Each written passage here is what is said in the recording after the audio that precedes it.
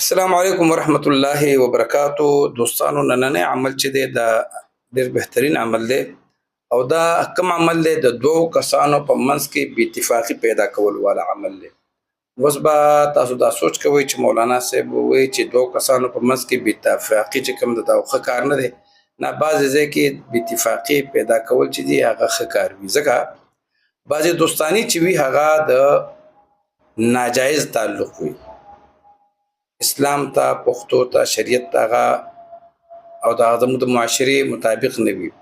داسې دوه هلکان هم کیدی شي، هلک او جنۍ هم کیدی شي، واده کړی ښځه او واده کړی سړی هم کیدی شي.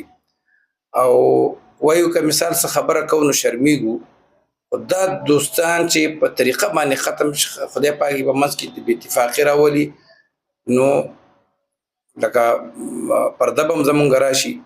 نو دا نننی عمل د هغې دپاره دی چې دوه کم دوستان وي، دوه تعلق وي، او هغه تعلق د ګناه تعلق وي او هغې کې تاسو وایئ چې دې کې زموږ د دنیا هم خیر دی او د آخرت هم خیر دی، نو دا تعلق ختمول به غواړي. نو هغې دپاره صاحبانو داسې چل دی چې دا عمل دا کوم سکرین باندې به چې تاسو ته کوم وظیفه ښکاري، دا نقش برته ښکاري یا دا تلسم دې ته وایي، دا به درته ښکاري، دا به ولیکئ، خو یو خبره به ذهن کې ونیسئ چې د جایز کار دپاره، د جایز رشتې د ختمولو دپاره که چا وکړو نقصان به ورته الټه میلاویږي. لکه زمونږ د داسې کارونو اجازت نشته، صرف هغه کار چې هغې ختمول جایز وي او هغوی د ګناه په لار روان وي.